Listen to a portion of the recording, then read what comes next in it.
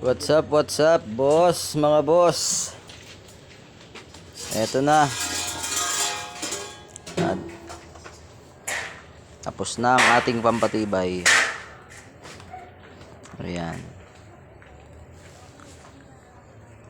Flat bar yan lahat, mga boss. Ayan, lapat dito. Meron din dito, flat bar, ayan. Dito, ganun din. Dito, ayan. Yan tayo maglalagay ng cylindrical natin. Ito ang magiging hinges natin.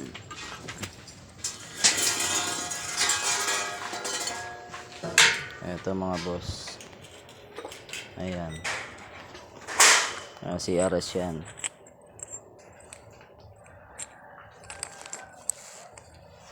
Tapos ikakasalang yan dyan. Ayan, mga boss, oh. Ganda, 'di ba? Tapos syempre lalagyan pa natin nito ng pinaka magiging tenga niya para dun sa kakapit sa poste. Tapos ito, ihinangin pa natin yan dito. Ganun din dito sa kabila. Hihinangan natin yan dito. Yan. Puro fabricated lang tayo, mga boss. Kaya nga tayo naging fabricator eh. Lahat yan kaya natin gawin. Kaya na para bumili. Pag bumili ka, ang mahal. May 500 yata isa. Ang dami niya kada gate. Apat na butas yan, mga boss. Nalagyan na natin ng flat bar lahat yan. Ayan. Mag-grinding na lang. Tapos ito naman ang pabubuin natin. Pagod. Sunugan ng laban. Babush. Yun lang, mga boss. Update ko kayo sa paglalagay natin ng mamaya, hinges. Tsaka pag nabuo itong design nito. Maganda design na ito. Cladding.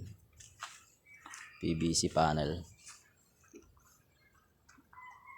Ayun yung formworks. Ayun na.